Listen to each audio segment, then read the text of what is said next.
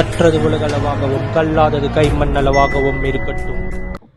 Hello everyone, எல்லாரும் எப்படி இருக்கீங்க? நல்லா இருக்கீங்களா? இன்னைக்கு நம்ம கிட்ட பேச டாபிக் என்ன அப்படின்னு பார்த்தீங்கன்னா, வேர்ல்டு சென்சேஷனல் ஒரு பர்டிகுலர் நியூஸ் தான். வேர்ல்டு பாலிடிக்ஸ்ல இன்னைக்கு முக்கியமான ஒரு விஷயம் வந்து நடந்திருக்கு. அது என்ன அப்படின்னு பார்த்தீங்கன்னா, ட்ரம்ப் அவர்களும் புட்டின் அவர்களும் மீட் பண்ண போறாங்க. ஸோ இந்த மீட்டிங் இன்னைக்கு நடக்க போகுது அப்படின்னு பார்த்தீங்கன்னா ஆகஸ்ட் 15 தான் இந்த மீட்டிங் நடக்க போகுது. இந்த மீட்டிங்ல முக்கியமான சில விஷயங்களை வந்து பேச போறாங்க. அந்த முக்கியமான விஷயங்கள் என்னென்ன அப்படின்னு பார்த்தீங்கன்னா, எதை சுத்தி இருக்கும் அப்படின்னு பார்த்தீங்கன்னா, ஒன்று உக்ரைன் வார், இன்னொன்று இந்தியா. ஸோ இந்தியா பற்றியும் பேச போகிறாங்க. அப்புறம் ரஷ்யா, அப்புறம் யூஎஸ் அப்படிங்கிற 4 கண்ட்ரியை பற்றின மிகப்பெரிய விஷயங்கள் தான் இந்த வீடியோவில் வந்து அவங்க வந்து பேச போகிறாங்க. சாரி, இந்த வீடியோவில் இல்லை, அவங்க பேச போகிறாங்க. அதை பற்றி தான் இந்த வீடியோவில் நம்ம வந்து பேச போகிறோம். ஓகேங்களா? ஸோ ஃபர்ஸ்ட் விஷயம் என்ன அப்படின்னு பார்த்தீங்கன்னா, இந்த பர்டிகுலர் மீட்டிங், ஆக்சுவலி இந்த மீட்டிங் வந்து மிகப்பெரிய மீட்டிங். அண்ட் எல்லாத்துக்கும் மேலே இன்னும் ஒரு சின்ன கிளிக் பைட் மாதிரி ஒன்று கொடுக்கணும் அப்படின்னா, இந்தியாவும் ரஷ்யாவும் ஃப்ரெண்டாக இருக்காங்க. பக்கத்தில் ஒருத்தர் நின்று இந்தியாவை ரஷ்யாவே வந்து சண்டை போட வச்சா எப்படி இருக்கும், அதுக்கான வேலையை பார்க்க வச்சா எப்படி இருக்கும், எனக்கு லிட்டரலி எனக்கு அது மாதிரி தான் ஃபீல் ஆச்சு. அது என்ன அப்படிங்கிறது தான் நான் உங்ககிட்ட வந்து பேச போகிறேன். ஸோ ஃபர்ஸ்ட் விஷயம் என்ன அப்படின்னு பார்த்தீங்கன்னா, ரஷ்யா தரப்பில் சில டிமாண்ட்ஸ் இருக்குது, யூஎஸ் தரப்பில் சில டிமாண்ட்ஸ் இருக்குது. ஸோ இது என்னென்ன டிமாண்ட்ஸ் அப்படிங்கிறத பார்க்கலாம். ஃபர்ஸ்ட் ரஷ்யா தரப்பில் இருக்கிற டிமாண்ட் என்ன அப்படிங்கிறதுனா, ஃபர்ஸ்ட் யூஎஸ்ல ஒரு டிமாண்ட். அது என்ன டிமாண்ட்னா, இம்மீடியட்டா ரஷ்யா உக்ரைன் வார் வந்து நிற்கணும் அப்படிங்கிறது தான். இந்த ரஷ்யா உக்ரைன் வார் பேஸ் பண்ணி தான் உலக அளவில் நிறைய கண்ட்ரீஸுக்கு ட்ரம்ப் அவர்கள் வந்து டாக்ஸை வந்து ஏற்றினார். இந்தியாவுக்கே 50% போட்டிருக்கல. இது எல்லாத்துக்கும் காரணம் வந்து ரஷ்யாவுடைய வார் தான். ஸோ இதுதான் மிகப்பெரிய ரீசன். ரொம்ப இது நிறுத்தணும் அப்படின்ற மாதிரி சொல்றாரு. அதை சுற்றி ரஷ்யா சொல்ற விஷயங்கள் என்ன அப்படின்னு பார்த்தீங்கன்னா, இப்போ நான் வாரம் நிறுத்துறேன், ஆனால் சில டிமாண்ட்ஸ் இருக்கு. என்ன டிமாண்ட்ஸ் அப்படின்னு பார்த்தா, உக்ரைன் ரஷ்யா வார் நிறுத்தணும் அப்படின்னா உக்ரைன் வந்து நேட்டோ கூட சேரக்கூடாது அப்படின்னு. நேட்டோ அப்படிங்கிறது என்ன கண்ட்ரி அப்படின்னு பார்த்தா, நேட்டோ அப்படிங்கிறது வந்து யூரோப் நேஷன், யூஎஸ் நேஷன்லாம் சேர்ந்து ஒரு செக்யூரிட்டிக்காக கிரியேட் பண்ண ஒரு அமைப்பு. ஓகேங்களா?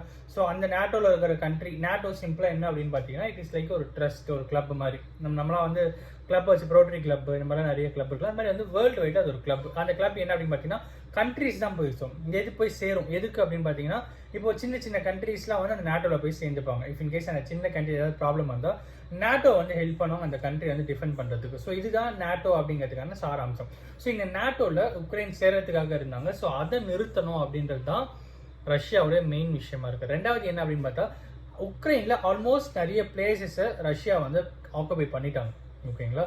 ஸோ நாங்கள் நிறுத்தணும் அப்படின்னா, நீங்கள் எந்தெந்த பிளேஸ்லாம் ஆக்குபை பண்ணணும், அது எல்லா பிளேஸும் ரஷ்யாவுக்கு சேர்ந்தணும் அப்படின்னு சொல்லி ரஷ்யா சொல்றாங்க. ஸோ புட்டின் அவர்கள் தரப்புல சொல்ற விஷயம் இதுதான். ஸோ அது நீங்க வந்து பண்ணிக்கணும், இதெல்லாம் இருந்தா நான் ஓகே, நான் வார நிறுத்துறேன் அப்படின்ற மாதிரி புட்டின் அவர்கள் சொல்றாங்க. ஸோ ஜெலன்ஸ்கி, அதாவது உக்ரைனுடைய அதிபர் என்ன சொல்றாரு அப்படின்னு பாத்தீங்கன்னா, அதெல்லாம் ஒத்துக்க முடியாது, நீங்க இங்க இம்மீடியட்டா நீங்க வார நிறுத்தல அதிகபட்சம், பட் நாங்கள் நேட்டோவில் சேருவோம், நேட்டோவில் சேர்ந்து அவங்களோட ஆயுதங்கள் ஃபோர்ஸ்லாம் வந்து நாங்கள் யூஸ் பண்ணுவோம் அப்படிங்கிற மாதிரி ஒரு விஷயத்த வந்து சொல்றாரு.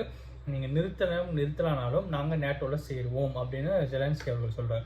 அடுத்து என்ன சொல்கிறாரு அப்படின்னு பார்த்தீங்கன்னா, நீங்கள் இந்த மாதிரி ரஷ்யா சொன்னாங்களே ஆக்குபை பண்ண பிளேஸாக ரஷ்யாவுக்கு சேர்ந்தாங்க, அதெல்லாம் ஒத்துக்க முடியாது. உக்ரைனோட கண்ட்ரி வந்து உக்ரைனுக்கு தான் இருக்கணும். அண்ட் நீங்கள் எக்ஸ்ட்ரா ஆல்ரெடி இருந்த பிளேஸ், இப்போ இந்த வாருக்கு முன்னாடிலாம் வந்து சில பிளேஸ் உக்ரைன் வெளியே ரஷ்யாவோட பிளேஸாக அதையும் சேர்த்து நீங்கள் எங்களுக்கு கொடுங்க அப்படின்னு சொல்லி எடுத்து வைக்கிறாங்க. ஸோ லிட்ரலி 2 பேருமே ஆப்போசிட்ல வந்து நிற்கிறாங்க. ஸோ இந்த டைமில் தான் யூஎஸ்ல ட்ரம்ப் அவர்கள் இருக்கிற ஸ்டாண்ட் என்னவா இருக்கு அப்படின்னு சொல்லி அஃபிஷியலா இல்லாம அன்அஃபிஷியலா லீக் ஆயிருக்கு. அவர் என்ன நினைக்கிறாங்க அப்படின்னு பாத்தீங்கன்னா, ரஷ்யா வந்து ஒரு பக்கம் வந்து ஒரு மிகப்பெரிய கண்ட்ரி, யுக்ரைன் ஒரு சின்ன கண்ட்ரி, பட் எக்கனாமிக்கலா யூஎஸ்ஏக்கு வந்து எக்ஸ்பென்சஸ் அப்படிங்கிறது ஆயிட்டு தான் இருக்கு. என்னதான் அவ்வளோ பெரிய ஃபோர்ஸ், பல கண்ட்ரீஸ்ல இருந்து ஆயுதங்கள் வந்து நிறைய விஷயத்துக்கு வந்து யுக்ரைன் வந்து ஹெல்ப் பண்றாங்க. பட் இருந்தாலும் யுக்ரைனால ரஷ்யாவை வந்து நிறுத்த முடியல. அவங்க வந்து ஒவ்வொரு நாளும் இன்க்ளூட் ஆகிட்டே வந்துட்டே தான் இருக்காங்க. ஸோ யூஎஸ்ல ட்ரம்ப் அவர்களுடைய ஸ்டாண்ட் என்னவா இருக்கு அப்படின்ட்டு அன்அஃபிஷியலா வருது அப்படின்னு பார்த்தீங்கன்னா, இந்த வார் வந்து இம்மீடியட்டா சீஸ்ஃபயர் ஆகணும், இம்மீடியட்டா நிற்கணும், நேட்டோல நாங்கள் வந்து யுக்ரைனை சேர்த்துக்க மாட்டோம் அப்படின்ற மாதிரி சொல்றாரு.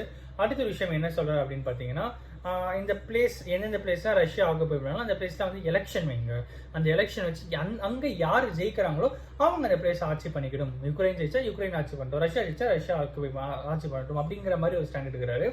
இன்னொரு முக்கியமான ஒரு விஷயம் சொன்னார். அது என்ன அப்படின்னு பார்த்தீங்கன்னா, நேட்டோல உக்ரைன் சேர வேணாம், நியூட்ரலா சில கண்ட்ரிஸ் இருக்கு, லைக் இந்தியா, சைனா, இந்த மாதிரி நியூட்ரல் கண்ட்ரிஸ் இருக்கு. ஸோ இந்தியா வந்து செக்யூரிட்டி கேரண்டி வந்து யுக்ரைனுக்கு கொடுக்கணும். அப்படி அவங்க கொடுத்தாங்கன்னா ஓகே, ஸோ அந்த மாதிரி இருக்கட்டுமே அப்படின்ற மாதிரி தான் ஒரு விஷயத்த வந்து எடுத்து வைக்க போறாரு. இதுதான் இந்த ஸ்டாண்டு தான் ட்ரம்ப்போட ஸ்டாண்டாக இருக்க போகுது அப்படின்னு சொல்லி நிறைய பேர் பேசிட்டு இருக்காங்க. அண்ட் அஃப்கோர்ஸ் எல்லாத்துக்கும் மேலே இந்த வீடியோவில் ஒரு மிகப்பெரிய விஷயம் என்னன்னா, நாளைக்கு யுக்ரைனுக்கும் ரஷ்யாவுக்கும் திருப்பியும் வார் வந்தால், இன்கேஸ் இந்தியா வந்து செக்யூரிட்டி கேரண்டி சைன் பண்ணியிருந்தா, இந்தியா யுக்ரைனுக்காக ரஷ்யாவை எதிர்த்து நிற்கிற சூழல் வந்து கிரியேட் ஆகிடும்.